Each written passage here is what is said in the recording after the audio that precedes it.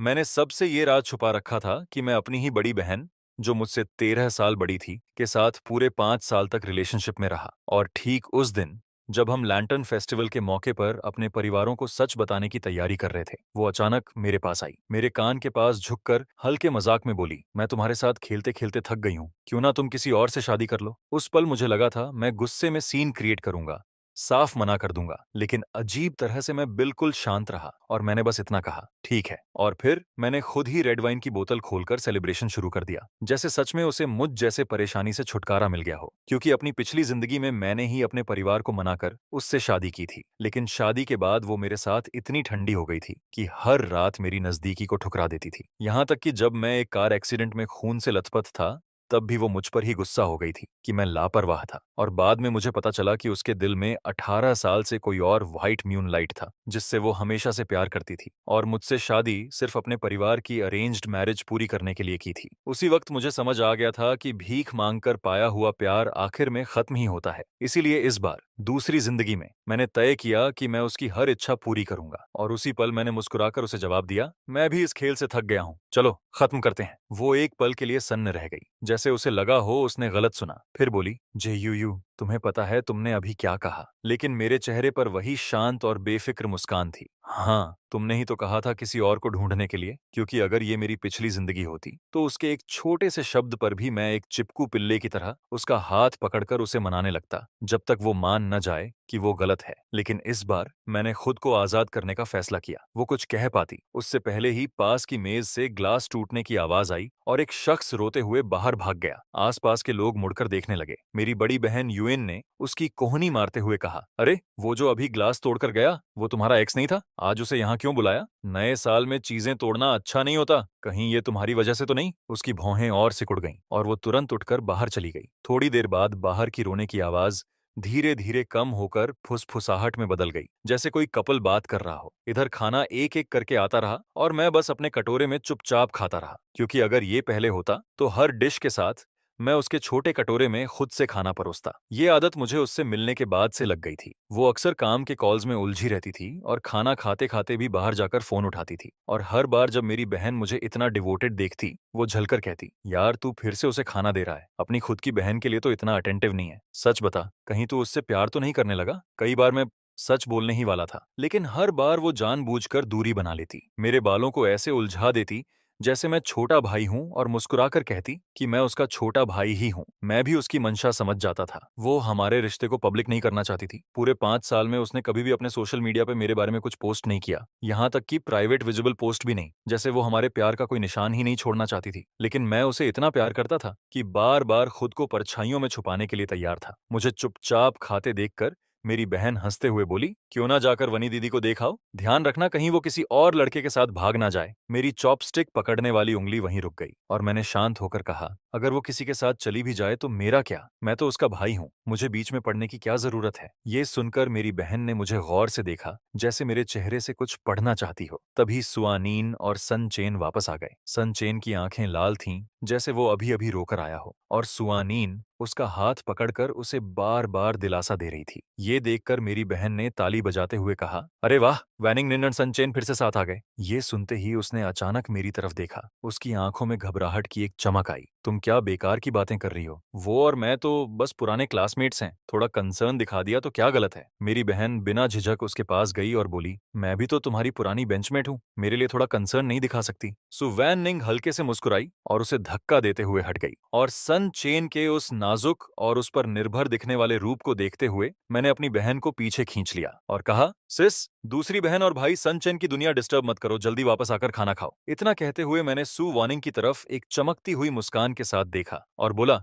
है ना दूसरी बहन? ये सुनते ही वो एक पल के लिए जड़ हो गई। उसकी आंखों में एक अजीब सा भाव था जिसे मैं समझ नहीं पाया, लेकिन आखिर में उसने कुछ नहीं कहा और बस सन चेन का हाथ पकड़कर वहां से चली गई। और जैसे ही वो दोनों टेबल से हटे, आसपास बैठे लोग फुसफुसाने लगे, मैंने पहले ही कहा था ना, व्हाइट मूनलाइट वाला प्यार बहुत ताकतवर होता है। आज की उनकी इंटरेक्शन देखकर लग रहा है फिर से साथ आ जाएंगे, किसी ने कहा। बिल्कुल, उस वक्त सन चेन को किडनी फेलियर के कारण तुरंत ट्रांसप्लांट चाहिए था और सुआनीन ने बिना सोचे अपना किडनी दे दिया था, खुद रिकवर भी नहीं हुई थी और सीधा हॉस्पिटल जाकर उसकी देखभाल करने लगी थी। उसने अपनी आधी जिंदगी दे दी थी उसे। अब जब सन चेन वापस देश आ गया है तो शायद ये दोनों फिर कभी अलग नहीं होंगे। ये सब सुनकर मेरा दिल इतना दर्द करने लगा कि सांस लेना भी मुश्किल हो गया। तब मुझे एहसास हुआ कि उनकी किस्मत तो बहुत पहले से ही एक दूसरे से जुड़ी हुई थी और मैं ही एक बेवकूफ था जो इतने सालों से एक ऐसे रिश्ते को पकड़े बैठा था जिसे कभी रोशनी में आने का मौका ही नहीं मिला। अपनी पिछली जिंदगी में शादी के बाद हमारा रिश्ता पूरी तरह बदल गया था। हम अलग अलग कमरों में सोते थे, यहाँ तक कि खाने के बर्तन भी अलग रखे जाते थे। और जब उसके माता पिता ने हमें बच्चा करने के लिए दबाव डाला, तभी उसने मजबूरी में मुझे गले लगाया, जैसे कोई काम पूरा कर रही हो। उस रात उसने लाइट बंद करवा दी और पूरे समय अपनी आंखें बंद रखीं, जैसे वो कोई अपमान सह रही हो। और अगले ही दिन वो सन चेन के घर चली गई और पूरी रात वापस नहीं आई। एक सर्दी में जब मुझे इन्फ्लुएंजा हो गया था और मैं बिस्तर से उठ भी नहीं पा रहा था, मैंने उससे मुझे हॉस्पिटल ले जाने को कहा, लेकिन उसने चिड़चिड़े अंदाज में मना कर दिया, ये कहकर कि उसे ओवर टाइम करना है। और फिर मुड़कर सन चेन के साथ एक वॉच शॉप में घड़ी खरीदने चली गई। वहां की सेल्स गर्ल ने उन्हें एक प्यार करने वाले कपल की तरह बधाई भी दी। और जब मेरा कार एक्सीडेंट हुआ और मैं सड़क पर खून से लथपथ पड़ा था, मैंने दर्द में उसे कॉल किया तो उसने झुंझलाकर कहा, सिर्फ एक एक्सीडेंट ही तो है, मर थोड़ी जाओगे, इतना क्यों चिल्ला रहे हो? खुद ही 120 पर कॉल कर लो, हॉस्पिटल बहुत बिजी है, अगर और कुछ नहीं है तो मैं कॉल काट रही हूँ। और जब मैंने दोबारा कॉल किया तो उसका फोन बंद था। उसी रात हॉस्पिटल के बिस्तर पर पड़े पड़े मैंने देखा कि सन चेन ने लगातार 8 पोस्ट्स डाली थीं। हर एक में सू वन उसके साथ डिज्नीलैंड में उसके बर्थडे पर थी। हर 9 फोटो ग्रिड के बीच में दोनों किस करते हुए थे। उस पल मेरी जीने की इच्छा ही खत्म हो गई थी और आखिर में मैं ज्यादा खून बहने की वजह से मर गया। फिर भी सुवानिंग को लगा कि मैं उसके बर्थडे बैंक्वेट में एक्टिंग कर रहा हूँ। अब इस जिंदगी में जहां सु वैनिंग के बिना कोई मेन कैरेक्टर नहीं था,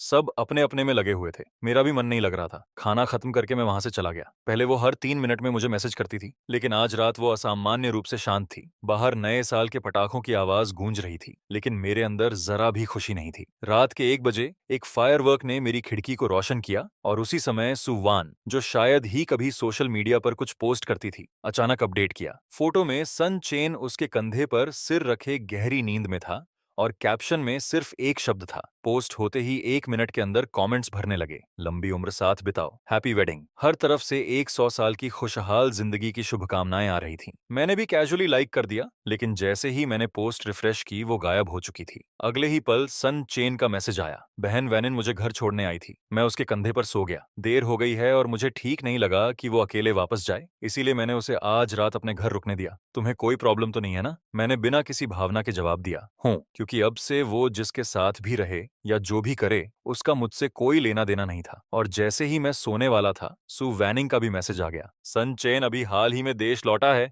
उसने नए साल के लिए ज्यादा कपड़े नहीं खरीदे, तुम्हारे पास कुछ नए हैं ना, उसे दे दो, वो कल पहन लेगा, मॉल बंद है और उसके पास खरीदने का समय नहीं है। ये मैसेज देखते ही मेरा पहले से ही टूटा हुआ मन पूरी तरह से नीचे गिर गया। मुझे बस यही लगा कि पिछली जिंदगी में मैं सच में अंधा था जो उससे प्यार कर बैठा। जिन नए कपड़ों को मैंने खुद के लिए खरीदा था, जिन्हें मैंने अभी तक पहना भी नहीं था, वो चाहती थी कि मैं उन्हें उसके सबसे प्यारे इंसान को दे दूं। आखिर वो मुझे समझती क्या थी? मैंने जिद में कोई जवाब नहीं दिया और सीधे फोन बंद कर दिया। लेकिन अगली सुबह ही वो सन चेन को लेकर मेरे दरवाजे पर आ गई। सुबह के 10 बजे सुआनीन ने डोरबेल बजाई। मेरी बहन भागकर दरवाजा खोलने गई और जब उसने देखा कि सुआनीन और सनचेन बाहर ढेर सारे गिफ्ट्स लेकर खड़े हैं, तो मेरे अलावा पूरा परिवार उन्हें खुशी खुशी अंदर ले आया। सुआनीन बचपन में ही अपने माता पिता को खो चुकी थी और अपनी दादी के साथ पली बढ़ी थी, और क्योंकि वो हमारी पड़ोसी थी, मेरे माता पिता उसे पहले से ही अपनी बेटी मानते थे। जैसे ही वो अंदर आई, उसने मुझे गहराई से देखा। तभी मेरी माँ मुस्कुराते हुए सनचेन से बोली, ये तो इसका बॉयफ्रेंड होगा ना, कई सालों से नहीं देखा तुम्हें, अब तो और भी हैंडसम हो गए हो। सनचेन तुरंत मुस्कुराते हुए बोला, धन्यवाद आंटी, कई साल हो गए आपसे मिले हुए, आप तो अभी भी उतनी ही खूबसूरत लग रही हैं। उसकी मीठी बातों से मेरे माता पिता खुशी से खिल उठे। तभी मेरी माँ ने मुझे आवाज दी, तू अभी तक कमरे में क्या कर रहा है, जल्दी आकर चाय परोस। मैंने चुपचाप उनके लिए चाय डाली और कहा, नया साल मुबारक हो दूसरी बहन और भाई सनचेन। मेरी तरफ देखते हुए सुवैनिंग के चेहरे पर एक अजीब सा भाव था, और जब मैं बाथरूम में गया तो उसने अचानक मुझे मैसेज किया, तुम किस बात पर नाराज हो? लेकिन मैंने उसे पूरी तरह इग्नोर कर दिया। दोपहर के खाने के वक्त हमारे बीच सीट को लेकर छोटा सा मामला हुआ। मैं अपनी यूजुअल जगह पर बैठ गया और सुआनिन बिना कुछ बोले मेरे बगल में बैठ गई, जो कि मेरी बहन की सीट थी। मेरी बहन ने देखा कि उसकी जगह कोई और बैठा है और फिर सन चेन के पास खाली सीट को देखा। अरे, मेरी सीट क्यों ले रही हो? जल्दी जाकर अपने बॉयफ्रेंड के पास बैठो। ये कहकर वो सुआनीन को खींचने लगी। थोड़ी सी खींचातानी के बाद आखिरकार सु वैनिंग मेरे सामने बैठ गई और मुझे गहरी नजरों से देखने लगी, लेकिन मैंने नजरें हटा लीं और चुपचाप खाना खाने लगा। बीच में वो फोन कॉल लेने बाहर चली गई और सामने उसके खाली छोटे कटोरे को देखकर मैंने एक और निगला, लेकिन फिर भी उसे नजरअंदाज करने का फैसला किया। जब वो वापस आई तो उसने उस खाली कटोरे को देखा और फिर मुझे देखा। मेरी बहन ने तुरंत बात संभालते हुए कहा, हम सब यहाँ परिवार हैं, कोई तुम्हारा खाना नहीं छीनेगा, इसीलिए जेयूयू को परेशान मत करो। तभी मेरी माँ ने सुआनिंग को देखा और फिर मुझे एक मतलब भरी नजर से देखते हुए बोली, जेयूयू, इस साल तुम्हारी बहन वार्निंग अपना बॉयफ्रेंड घर लाई है, तुम कब अपनी गर्लफ्रेंड लेकर आओगे ताकि हम भी देख सकें। सुआनिन कुछ कहना चाहती थी, लेकिन मैंने पहले ही बोल दिया, पापा, मम्मी, अगर आपके पास कोई लड़की है तो मुझे मिलवा दीजिए। पहले मैं हमेशा ऐसे सवालों से बचता था, लेकिन इस बार मेरा जवाब सुनकर मेरी बहन की आंखों में आंसू आ गए। शाओयू, आखिरकार तुम्हें समझ आ गई, बस तुम हाँ कहो। डिनर के बाद मैं तुम्हें कुछ खूबसूरत लड़कियों से मिलवाती हूँ, मैंने हल्की मुस्कान के साथ कहा। ठीक है। सब हंसते बोलते रहे, लेकिन तभी सुआनिंग ने अचानक बीच में कहा, आंटी, मजाक मत कीजिए, सन चेन सिर्फ मेरा पुराना क्लासमेट है। मेरी माँ एक पल के लिए चौंक गई और सन चेन की मुस्कान वहीं जम गई। मेरी बहन ने माहौल और बिगाड़ते हुए कहा, तो मतलब अभी भी सिंगल हो? तो क्यों ना मैं तुम्हारी मुलाकात जोयू से करवा दूं? ये सुनकर मेरा पहले से ही उलझा हुआ दिल और कस गया। सुआनी ने उसे कोहनी मारी और कहा, छोड़ो भी, जेयूयू मेरा भाई है। मैंने गहरी सांस लेकर खुद को संभाला और मुस्कुराते हुए कहा, हाँ सिस, बेकार की बातें मत करो, सुआनिन मेरी दूसरी बहन है। डिनर के बाद सुआनिन सन चेन के साथ चली गई और अगले कुछ दिनों तक हमारा कोई कांटेक्ट नहीं हुआ। मैं अपनी जिंदगी वैसे ही जीता रहा, खाता पीता और हर क्लास गैदरिंग में एक्टिवली हिस्सा लेता रहा। नए साल के 5वें दिन की रात मेरी बहन की क्लास रियूनियन थी। उसने देखा कि मेरे पास कोई प्लान नहीं है, तो वो मुझे जबरदस्ती साथ ले गई। मैं पहले ही सोने जा रहा था और जाने से मना कर दिया, लेकिन उसने कहा, आज रात तुम्हारी दूसरी बहन की जिंदगी का सबसे इंपॉर्टेंट मोमेंट है, उसके भाई होने के नाते तुम्हें ये देखना चाहिए। और जब हम उस पार्टी में पहुंचे तब मुझे पता चला कि सन चेन आज की इस गैदरिंग में सु वैनिंग को प्रपोज करके उससे फिर से रिलेशनशिप शुरू करने वाला है। लोगों की बातों से साफ था कि जैसे ही सोन चेन वापस देश लौटा, उन दोनों के बीच के एहसास तेजी से फिर गर्म हो गए थे और उनके दोबारा साथ आने की संभावना बहुत ज्यादा थी। एक क्लासमेट जो ज्वेलरी शॉप में काम करता था, उसने कहा, वो स्वानिन परसों हमारी दुकान पर रिंग देखने आई थी। 90% चांस है कि वो सनचेन के लिए है। मैं अपनी बहन के लगभग सभी क्लासमेट्स को जानता था और जैसे ही मैं वहां पहुंचा, कई लोग मुझे देखकर ग्रीट करने लगे और मजाक में बोले कि मैं यहाँ मौजूद सिंगल लड़कियों में से किसी एक को चुन लूं। मैं भी हंसकर उनके साथ मजाक करता रहा, लेकिन थोड़ी दूरी पर खड़ी सु वार्निंग चुपचाप मुझे देख रही थी। बिना कुछ बोले डिनर शुरू होने से पहले सन चेन मुझे अलग ले गया और बोला, जेयूयू, मुझे पता है वैनिंग तुम्हारी बात बहुत मानती है, वो तुम्हारी हर बात सुनती है, तो जब मैं बाद में अपने दिल की बात कहूंगा तुम मेरे लिए कुछ अच्छा बोल देना, ठीक है? इससे हमारे फिर से साथ आने के चांसेस और बढ़ जाएंगे। बाहर से वो शांत और सज्जन लग रहा था, लेकिन उसके अंदर की नीयत साफ नहीं थी। उसे पता था कि मैं सु वानिंग को पसंद करता हूँ, लेकिन क्योंकि वो हमारे रिश्ते को पब्लिक नहीं करना चाहती थी, मुझे सब कुछ सहकर चुप रहना पड़ता था और वो इसी कमजोरी का फायदा उठाकर मुझे अंदर ही अंदर तोड़ना चाहता था। लेकिन उसे ये नहीं पता था कि अपनी पिछली जिंदगी जीने के बाद मैं पहले ही सु वैनिंग को छोड़ चुका हूँ। इसीलिए मैंने उससे भी ज्यादा चमकती मुस्कान के साथ कहा, बिल्कुल चिंता मत करो, मैं तुम दोनों की जरूर मदद करूंगा। वो मुस्कुराया और वापस प्राइवेट रूम में चला गया। डिनर टेबल पर पता नहीं सु वानिंग को क्या हो गया था, वो बार बार मेरे कटोरे में खाना डालने लगी, बिल्कुल वैसे ही जैसे पहले मैं उसके लिए करता था। तभी वेटर एक नई गरम चिकन डिश लेकर आया और जैसे ही उसने एक टुकड़ा उठाकर मेरे कटोरे में डालना चाहा, मैंने तुरंत अपना हाथ बढ़ाकर कटोरा ढक लिया और मुस्कुराकर कहा, दूसरी बहन, मैं अब बड़ा हो गया हूँ, खुद कर सकता हूँ, ये सनचन के कटोरे में डाल दो। वो चिकन का टुकड़ा हवा में ही अटक गया। माहौल थोड़ा ऑकवर्ड हो गया। तभी सनचन ने अपना कटोरा आगे बढ़ाते हुए कहा, सिस्टर वार्निंग, कौन जानता है, शायद जोयू के दिल की लड़की यहीं मौजूद हो, उसके लिए इतना मत सोचो। उसके इतना कहते ही बाकी क्लासमेट्स एक एक करके उठने लगे और सन चेन के साथ ड्रिंक करके उसे वेलकम करने लगे। जैसे ही उसने ग्लास उठाया, सु वैनिंग ने तुरंत वो छीन लिया और बोली, सन चेन को शराब नहीं सहन होती, ये मैं उसके लिए पीती हूँ। और फिर उसने एक ही घूंट में पूरा ग्लास खत्म कर दिया। सब लोग तालियां बजाने लगे। वो एक के बाद एक ग्लास पीती गई और उसका चेहरा हल्का लाल होने लगा। तभी सन चेन ने उसका हाथ पकड़कर रोका। वार्निंग, मेरे लिए इतना मत पियो। मुझे नहीं पता वो सच में नशे में थी या नहीं, लेकिन उसने उसे एक नरम नजर से देखा और कहा, ठीक है, तुम्हें शराब नहीं सहन होती, वो लोग तुम्हें परेशान कर रहे हैं। ये सुनते ही पूरा हॉल शोर से भर गया। मुझे समझ आ गया कि उसकी जिंदगी का सबसे अहम पल अब आने वाला है। सन चेन का चेहरा लाल था और उसने कहा, वार्निंग, इतने सालों बाद भी मैं तुम्हें भूल नहीं पाया। क्या हम फिर से साथ आ सकते हैं? सब लोग चीयर करने लगे, सिवाय मेरे। माहौल बिल्कुल परफेक्ट बन चुका था। हीरो अपना प्यार कन्फेस कर रहा था और बस हीरोइन की हाँ का इंतजार था, जैसे कोई परफेक्ट लव स्टोरी बनने वाली हो। स्पॉटलाइट के नीचे खड़े उन दोनों को देखकर मैं भी ताली बजाते हुए बोला, सन चेन जैसा डिवोटेड और हैंडसम इंसान सच में रेयर होता है। दूसरी बहन, क्या तुम हाँ नहीं कहोगी? लेकिन तभी सुआनिन ने मुझे घूरते हुए तीखे अंदाज में कहा, जे यू, आज तुम्हें क्या हो गया है? दूसरों का चीयर करना अलग बात है, लेकिन तुम मेरे बॉयफ्रेंड होकर क्यों प्रेशर डाल रहे हो? उसके ये कहते ही पूरा हॉल एकदम शांत हो गया। मेरी बहन सबसे पहले रिएक्ट करते हुए हैरानी से उसे और फिर मुझे देखने लगी। जे यू, इसने तुम्हें क्या कहा? बॉयफ्रेंड, मैंने हल्की मुस्कान के साथ कहा। सिस, दिख नहीं रहा? दूसरी बहन नशे में है, बस मजाक कर रही है। लेकिन सुआनीन साफ नाराज थी। उसने सन चेन को एक तरफ किया और मेरी तरफ बढ़ी, और जैसे ही मैं एक कदम पीछे हटा,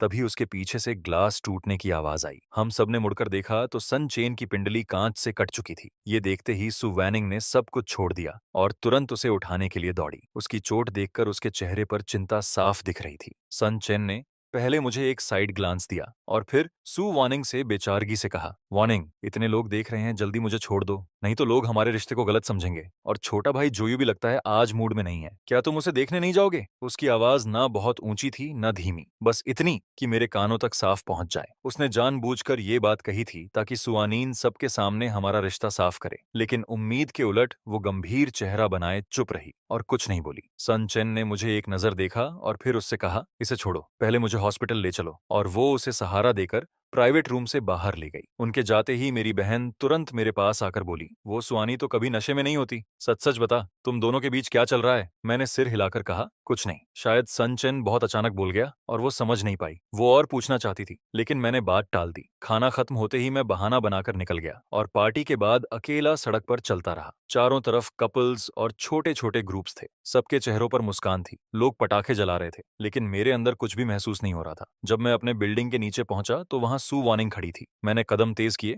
और गेट की तरफ बढ़ा, लेकिन वो एक कदम आगे आकर मेरे सामने खड़ी हो गई। मैंने उसे अवॉइड करना चाहा, लेकिन उसने मुझे जोर से खींचकर अपनी बाहों में भर लिया। अगर ये मेरी पिछली जिंदगी होती तो शायद मैं उस गर्माहट को महसूस करना चाहता, लेकिन अब मैंने उसे ठंडेपन से अलग कर दिया और कहा, दूसरी बहन, ये मेरे घर के नीचे है, अगर मम्मी पापा देख लेंगे तो गलत समझेंगे। वो एक पल के लिए रुक गई और उसका हाथ धीरे धीरे वापस चला गया। फिर उसने पूछा, आज तुम्हें क्या हो गया है? तुम भीड़ के साथ मिलकर क्यों चीयर कर रहे थे? मैंने कंधे उचकाकर कहा, क्या गलत था? सन चेन अभी तक तुम्हें नहीं भूल पाया और तुमने कभी उसके लिए अपनी जान तक दांव पर लगा दी थी। मुझे लगता है तुम दोनों एक अच्छी जोड़ी हो। फिर से साथ आना तो स्वाभाविक है। मैं सच बोल रहा था, लेकिन उसने इसे अलग तरह से लिया। वो जो कभी मुस्कुराती नहीं थी, उसके चेहरे पर हल्की मुस्कान आई और बोली, और तुम अपनी पहचान भूल गए हो? वो कौन था जो कहता था कि अगर मैं किसी भी आदमी के करीब गई तो? इससे पहले कि वो पूरा बोलती, मैंने हाथ उठाकर उसे रोक दिया। सुआनीन, हम पहले ही खत्म कर चुके हैं। वो फिर से जमसी गई और जब उसे यकीन हो गया कि मैं मजाक नहीं कर रहा हूं तो वो घबरा गई। किसने कहा कि हम खत्म हो गए? मैं इसकी इजाजत नहीं देती, मैंने शांत होकर कहा। तुम इजाजत नहीं देती तो क्या?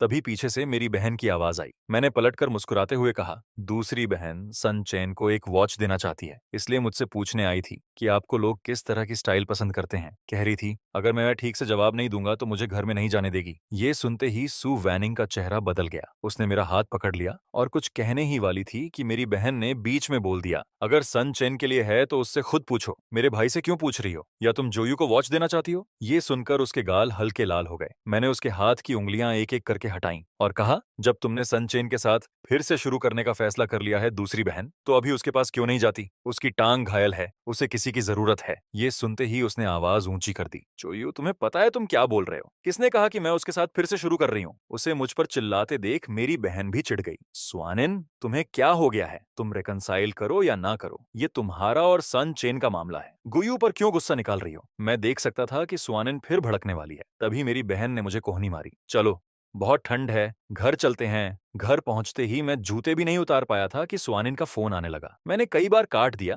लेकिन वो बार बार कॉल करती रही। आखिर में उसने मैसेज भेजा, तुम कब सोओगे? मैं बाद में तुम्हें लेने आऊंगी। मुझे तुमसे बहुत कुछ कहना है, क्या हम बात कर सकते हैं? मैं फिर से उसके साथ उलझना नहीं चाहता था, इसलिए मैंने फोन ही बंद कर दिया। नहाकर जब मैं लाइट बंद करके सोने वाला था, तभी मेरी बहन ने दरवाजा खटखटाया। जोयू, कोई तुमसे मिलने आया है, जल्दी बाहर आओ। मैंने कंबल सिर पर खींच लिया और कहा, जो भी है कल बात करेंगे। तभी उसने कहा, सनचेन तुमसे मिलने आया है। ये सुनते ही मेरी आंखें खुल गईं। मैं समझ नहीं पाया कि वो मुझसे क्या चाहता है। बाहर जाकर देखा तो सनचेन दरवाजे पर खड़ा था, हाथ में खूबसूरती से पैक किए हुए गिफ्ट्स के बैग और चेहरे पर बड़ी सी मुस्कान। मैं विदेश से कुछ स्पेशल चीजें लाया था, तुम्हें देना चाहता था लेकिन भूल गया। मैंने सीधा पूछा, तुम किसी और वजह से आए हो है ना? वो बिना घुमाए सीधा अंदर आकर कुर्सी पर बैठ गया और बोला, जो यूं मैं सीधी बात करता हूँ। मुझे पता है विदेश में इन सालों के दौरान तुम और वानिन काफी करीब आ गए थे, लेकिन अब जब मैं वापस आ गया हूँ, मैं उससे शादी करूंगा और उसके साथ फ्यूचर में बच्चे भी होंगे। उसने कहा, मुझे उम्मीद है कि तुम उससे थोड़ी दूरी बनाए रखोगे। और मेरे दिमाग में धीरे धीरे एक सवाल खड़ा हो गया। मैंने ठंडे स्वर में कहा, तुम गलत समझ रहे हो। वो और मैं बस भाई बहन जैसे हैं। अगर तुम्हारी बात खत्म हो गई है तो अब तुम जा सकते हो, मुझे सोना है। ये सुनते ही सनचन की आंखों में गुस्सा भर गया। अगर तुम बीच में नहीं आते तो आज रात मैं और सुवानिन फिर से साथ आ जाते। तुम आखिर क्या नाटक कर रहे हो? सुवानिंग तुम्हें पसंद करती है, तुम्हें दिखता नहीं? मैंने सिर हिलाया और बेहद गंभीर आवाज में कहा, वानिंग और मैं भाई बहन जैसे हैं, अब और आगे भी ये कभी नहीं बदलेगा। अगर तुम्हें वो पसंद है तो सीधे उसके पास जाओ, मुझ जैसे बाहरी इंसान पर समय बर्बाद मत करो। मेरी इस बात पर वो कुछ पल के लिए बिल्कुल चुप हो गया, जैसे उसके पास कहने को कुछ बचा ही ना हो। फिर वो बिना कुछ बोले गिफ्ट्स के बैग वहीं छोड़कर चला गया। लेकिन उसके जाने के बाद मुझे कोई सुकून नहीं मिला, उल्टा दिल और भारी हो गया। क्योंकि पिछली जिंदगी में भी जब मैंने और सुवानिन ने शादी की खबर दी थी, तब सन चैन मुझसे अकेले मिलने आया था। मुझे लगा था वो झगड़ा करने आया है, लेकिन वो हैरानी की बात थी कि वो बहुत शांत था। उसने अपना फोन निकाला और पहली मुलाकात से लेकर अब तक की उसकी और सु वार्निंग की पूरी चैट हिस्ट्री मुझे दिखाने लगा। पहले फॉर्मल मैसेजेस, फिर धीरे धीरे नजदीकियां, पहली मुलाकात, पहली कन्फेशन, उनका रिलेशनशिप और फिर ब्रेकअप के बाद भी जब वो विदेश में था तब भी दोनों के बीच एक अजीब सा कांटेक्ट बना रहा, जो दिखने में दोस्ती था लेकिन असल में कुछ और ही था। उसने मेरी तरफ देखा और उसकी आंखों की चमक धीरे धीरे बुझती गई, लेकिन चेहरे पर एक अजीब सी संतुष्टि थी। देख रहे हो, जिसे सुवानिन सच में प्यार करती है वो मैं हूँ। शादी से क्या फर्क पड़ता है? उसका दिल कभी तुम्हारे पास नहीं होगा। उसने तुमसे प्यार में शादी नहीं की थी, बस जिम्मेदारी की वजह से। उस वक्त मैंने उसकी बात मानने से इनकार कर दिया था। मुझे लगा था कि ठंडी चैट हिस्ट्री कभी उस इंसान की जगह नहीं ले सकती जो हर दिन मेरे साथ रहता है, लेकिन मुझे क्या पता था कि उसकी हर बात सच साबित होगी। उस रात मेरी नींद बिल्कुल खराब रही। सुबह तक मैं जागता रहा, तभी बाहर से मेरी बहन ने दरवाजा खटखटाया। जोयू, तुमने उस दिन कहा था ना कि तुम किसी को ढूंढना चाहते हो। मेरी एक दोस्त आज विदेश से वापस आई है, वो भी तुम्हारी तरह मेडिकल फील्ड में है। मिलना चाहोगे? ये सुनते ही मेरे अंदर अचानक एनर्जी आ गई। हाँ, पुराना गया, नया आया। अभी मेरे लिए सबसे अच्छा तरीका है खुद को डिस्ट्रैक्ट करना। मुझे इतने उत्साह से उठकर तैयार होते देखकर मेरी माँ भी हैरान रह गई कि मैं सच में बदल गया हूँ। मैं खुद भी हल्का सा मुस्कुरा दिया। कहीं ना कहीं ये सब सुवनिंग की वजह से ही था। मेरी बहन की वो दोस्त काफी स्ट्रेट फॉरवर्ड थी। मिलने का समय तय होते ही उसने खुद ही मेरी कॉन्टैक्ट डिटेल्स मांग ली। मैंने अपनी बहन से कहा उसे मेरा वी चैट दे दें। उसे ऐड करने के बाद मैंने देखा कि उसकी प्रोफाइल पिक्चर एक ब्रिटिश शॉर्ट हेयर बिल्ली की थी और मुझे अचानक एक अजीब सी फेमिलियर फीलिंग हुई, क्योंकि मेरी डीपी एक ब्लैक कैट थी। उसने कहा कि हम कल मेरे घर के पास एक यूनान रेस्टोरेंट में मिलेंगे। मैंने हैरानी से पूछा, तुम्हें कैसे पता कि मुझे स्पाइसी खाना पसंद है और मैं उसी रेस्टोरेंट में जाता हूँ? उसने जवाब दिया, मैंने तुम्हारी बहन से पूछा। उसकी ये तैयारी देखकर मुझे उसके लिए अच्छा महसूस हुआ। अगले दिन मैं जल्दी घर से निकल गया। रास्ते में सुवानिन की कॉल्स लगातार आती रहीं और जब मैंने उठाया नहीं तो उसने मैसेजेस भेजने शुरू कर दिए। जोयू, तुम कहाँ हो? मैं तुम्हें लेने आ रही हूँ, हमें बात करनी है, प्लीज रिप्लाई। लेकिन मैंने उसे डिस्टर्ब मोड पर डाल दिया। रेस्टोरेंट में घुसते ही वेटर के साथ मैं उस टेबल तक गया जो लिन सुयान ने रिजर्व की थी। दूर से ही खिड़की के पास बैठी एक बेहद खूबसूरत लड़की दिखी। वो शायद वही थी। हमारी पहली मुलाकात में ही लिन सुयान काफी थॉटफुल निकली। उसने मुझे एक छोटा सा गिफ्ट दिया, एक खूबसूरती से तराशी हुई लकड़ी की म्यूजिक बॉक्स। जैसे ही मैंने उसे घुमाया, उसमें से हल्की मीठी धुन, चिड़ियों की आवाज और पानी के बहने की आवाज आने लगी। वो एहसास बहुत सुकून देने वाला था। मेरी खुशी देखकर वो अचानक बोली, ये मैंने खुद बनाई है। मैं चौंक गया। तुम मेडिकल स्टूडेंट हो ना, ये सब कैसे बना लेती हो? वो हल्की सी शर्माते हुए बोली, मेरे दादा कारपेंटर थे, बचपन में उनसे सीखा। मैंने जेन्युइनली इम्प्रेस्ड होकर उसे थम्स अप दिया। हमारी बातचीत और खाना इतना स्मूथ चला कि मुझे उसके साथ बहुत कंफर्टेबल महसूस हुआ। और जब खाना लगभग खत्म हो गया तो मैं आधा मजाक करते हुए उससे हंसी मजाक करने लगा। मैं थोड़ा हंसते हुए बोला, पहली बार मिल रहे हैं और तुमने इतना कीमती गिफ्ट दे दिया। मुझे तो समझ नहीं आ रहा मैं तुम्हें बदले में क्या दूं। मुझे ना ड्राइंग आती है ना सिंगिंग। मेरी बात सुनकर लिन सुयान मुस्कुरा पड़ी और बोली, कोई बात नहीं, आगे भी मिलते रहेंगे, वही मेरे लिए रिटर्न गिफ्ट होगा। हम दोनों हंसते बात करते रहे कि तभी पीछे से एक जानी पहचानी आवाज आई और एक पल में मेरा अच्छा मूड टूट गया। मैं पलट कर देखा तो सु वैनिंग सामने खड़ी थी, थकी हुई, आंखों में बेचैनी लिए। ज्यू, तुम्हें ढूंढना कितना मुश्किल था पता है? वो तेजी से मेरे पास आई और मुझे कुर्सी से खींच लिया। कोई वजह होगी कि तुम मेरे कॉल्स और मैसेजेस इग्नोर कर रहे हो। अच्छा खेल रहे हो तुम। अभी तक हम ऑफिशियली ब्रेक भी नहीं हुए और तुम दूसरी लड़की के साथ डेट पर आ गए। उसकी आवाज बहुत तेज नहीं थी, लेकिन इतनी थी कि आसपास बैठे लोग मुड़कर देखने लगे। मैंने उसे जोर से हटाते हुए कहा, बकवास मत करो। जिस दिन तुमने अपने बर्थडे पर ब्रेक की बात कही थी उसी दिन मैंने मान लिया था। अब मैं सिंगल हूँ। मैं किसके साथ जाता हूँ ये तुम्हारा मामला नहीं है। मेरी बात सुनकर वो पूरी तरह भड़क गई और अचानक सबके सामने मुझे किस करने की कोशिश करने लगी। लेकिन उसी वक्त एक मजबूत हाथ हमारे बीच आ गया। लिन सुयान ने बिना मेहनत के उसे पीछे धकेला और मुझे अपने पीछे कर लिया। मिस, अगर आप ऐसे ही जारी रखेंगी तो मैं पुलिस बुलाकर सेक्सुअल हैरेसमेंट की रिपोर्ट करूंगी। ये सुनते ही सु वैनिंग गुस्से से बोली, तुम होती कौन हो? मैं अपने बॉयफ्रेंड से बात कर रही हूँ, बीच में मत आओ। ये कहते हुए उसने लिन सुयान की कॉलर पकड़ने की कोशिश की, लेकिन उसकी हाइट कम होने की वजह से वो खुद ही पीछे धकेल दी गई। लिन सुयान शांत लेकिन सख्त आवाज में बोली, आपका ये बिहेवियर देखकर तो नहीं लगता कि आप उसकी गर्लफ्रेंड हैं। आसपास के लोग भी लिन सुयान की बात से सहमत होने लगे। सु वानिंग को समझ आ गया कि वो जीत नहीं पाएगी, तो वो थोड़ी देर शांत हो गई। लेकिन जैसे ही लिन सुयान ने गार्ड थोड़ा नीचे किया और मेरी तरफ देखा, सु वानिंग अचानक उस पर झपट पड़ी और दोनों जमीन पर गिरकर उलझने लगे। मैं बिना किसी भाव के तुरंत 110 डायल करके पुलिस को कॉल किया और फिर सन चेन को फोन करके कहा कि अपनी गर्लफ्रेंड को संभाले। लेकिन उधर से उसकी आवाज बिल्कुल ठंडी आई, अब से सु वार्निंग के बारे में मुझे कभी कॉल मत करना। मैं उसके साथ रिकंसाइल नहीं करूंगा। और इससे पहले कि मैं कुछ बोल पाता उसने फोन काट दिया। मैं कुछ पल फोन को घूरता रहा, समझ नहीं आया क्या हो रहा है। पुलिस स्टेशन में दोनों को वार्निंग दी गई और जल्दी छोड़ दिया गया। बाहर आते ही सु वैनिंग फिर मेरे सामने खड़ी हो गई। उसकी आंखों में बेकाबू भाव थे। मैंने थककर कहा, सुआनीन प्लीज मुझ परेशान करना बंद करो। मेरी बात खत्म होते ही वो जल्दी जल्दी बोली, उस दिन मैंने ज्यादा पी ली थी, वो सब मजाक था, सीरियसली मत लेना। मैंने कभी सन चेन के साथ वापस जाने के बारे में नहीं सोचा। मुझे पसंद तुम हो। मैं ठंडे अंदाज में हंस पड़ा। तुम बार बार कहती हो कि तुम्हें मैं पसंद हूँ, तो फिर 5 साल तक हमारा रिश्ता छुपाकर क्यों रखा? हमेशा अंधेरे में क्यों रखा मुझे? सच ये है कि तुम्हें मुझसे नहीं खुद से प्यार है। इतना कहकर मैं मुड़ गया। वो मेरे पीछे आना चाहती थी, लेकिन लिन सुयान ने रास्ता रोक लिया और सु वैनिंग वहीं खड़ी रह गई, हमें जाते हुए देखती रही। लेकिन मुझे क्या पता था कि वो पलटकर हमारे रिश्ते को पूरी दुनिया के सामने अनाउंस कर देगी। अगली सुबह मैं अभी ठीक से जागा भी नहीं था कि मेरी बहन ने दरवाजा खटखटाया। मैंने उनींदी आंखों से दरवाजा खोला तो देखा सु वानिंग और मेरी बहन दोनों बाहर खड़ी थीं। मैं इंस्टिंक्टिवली दरवाजा बंद करने वाला था, लेकिन मेरी बहन ने रोक लिया। जेयूयू, सु वैनिंग ने सब कुछ बता दिया है, मैंने ठंडे स्वर में कहा। मुझे कुछ एक्सप्लेन करने की जरूरत नहीं है, वो और मैं बस स्वान सिबलिंग्स हैं। मेरी बहन फिर बोली, लेकिन उसने कहा कि तुम दोनों 5 साल रिलेशनशिप में थे, ये सब क्या है? ये सुनकर मैं हंस पड़ा। 5 साल रिलेशनशिप? दूसरी बहन, क्या तुम्हारे पास कोई प्रूफ है? सु वानिंग कुछ कहना चाहती थी, लेकिन उसके पास कोई जवाब नहीं था। 5 साल में उसने कभी मेरे बारे में एक भी सोशल मीडिया पोस्ट नहीं डाली। अगर कुछ था भी तो सिर्फ हम तीनों की ग्रुप फोटोज। 5 साल में हमारे गिफ्ट्स भी बस खाने पीने तक ही सीमित थे।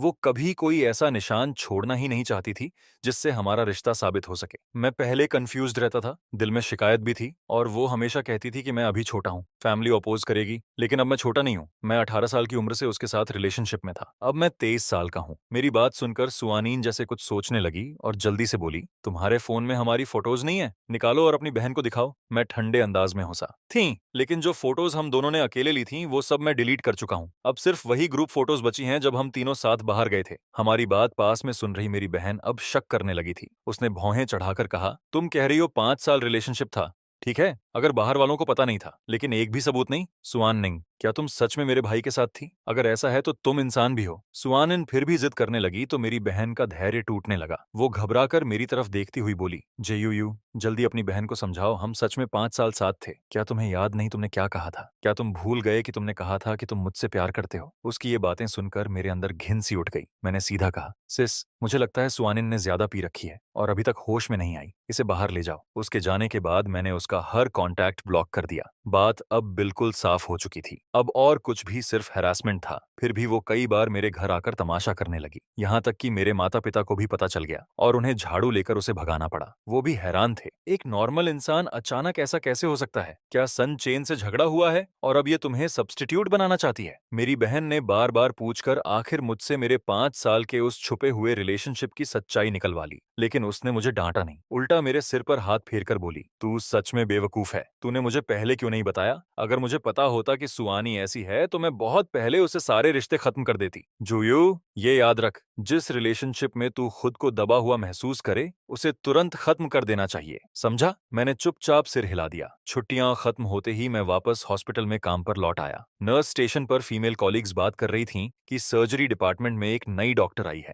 बहुत खूबसूरत और विदेश की टॉप मेडिकल यूनिवर्सिटी की टॉपर। जब मैंने सुना उसका सरनेम लिन है तो मेरा दिल एक पल के लिए रुक सा गया। लेकिन मैंने खुद को समझाया कि दुनिया इतनी भी छोटी नहीं होती। मगर उसी सुबह हॉस्पिटल के एंट्रेंस पर बैनर्स लगे थे और बाकायदा वेलकम मीटिंग रखी गई थी। तभी मुझे पता चला कि वो नई डॉक्टर सच में लिन सुयान ही है। सबकी तालियों के बीच उसने मुझे देखा और मुस्कुरा दी, इतनी देर तक कि सब लोग उसकी नजर फॉलो करते हुए मेरी तरफ देखने लगे। मेरे पास खड़ी कोलेग ने मुझे कोहनी मारकर पूछा, क्या बात है, जानते हो उसे? मैंने जल्दी से झूठ बोला, नहीं, आज ही पहली बार मिल रहा हूँ डॉक्टर लिन से। लेकिन मेरी बात खत्म होते ही लिन सुयन सीधे मेरे पास आ गई और हाथ बढ़ाकर बोली, जुयू, क्या कोइंसिडेंस है? और पूरे हॉल में फुसफुसाहट शुरू हो गई। 1 महीने के अंदर पूरे हॉस्पिटल को पता चल गया कि लिन सुयान मुझे परस्यू कर रही है। वो रोज मुझे शिफ्ट के बाद वेट करती, नाइट ड्यूटी में स्नैक्स लेकर आती। उसकी केयर से मेरा वजन भी 1 किलो बढ़ गया। हमारे बीच का रिश्ता धीरे धीरे एम्बिग्युअस हो गया था। बस एक पतली सी परत बाकी थी जिसे हम दोनों ने अभी तक पार नहीं किया था। लेकिन जो मैंने कभी सोचा भी नहीं था वो हुआ। एक दिन हॉस्पिटल में मुझे फिर से सू वार्निंग दिख गई। 2 महीने से ज्यादा हो गए थे उसे देखे हुए और इस बार वो एक लड़के को डॉक्टर दिखाने लाई थी। उस लड़के का चेहरा देखकर मैं एक पल के लिए चौंक गया। वो थोड़ा बहुत मेरी तरह दिखता था। तभी सू वार्निंग ने मुझे देख लिया। वो भी रुक गई और फिर मेरी तरफ चलने लगी। मैं भीड़ के बीच से निकलकर एलिवेटर की तरफ बढ़ गया, उससे दूर जाने के लिए। लेकिन अचानक मैं किसी से टकरा गया। लिन सुयान थी। उसने मुझे हटाया नहीं बल्कि और करीब खींच लिया, जैसे जानबूझकर मुझे अपने पास रख रही हो। लोग देखने लगे। मैंने सिर घुमाकर देखा। एलिवेटर का दरवाजा बंद होने वाला था। उस सिकुड़ती हुई दरार के बीच मैंने सु वैनिंग के चेहरे पर खालीपन देखा। लेकिन इस बार मेरे दिल में कुछ भी नहीं हिला। बस एक ही ख्याल आया, अलविदा सु वैनिंग, अब मेरी बाकी जिंदगी में तुम्हारा कोई जगह नहीं है, बिल्कुल भी नहीं।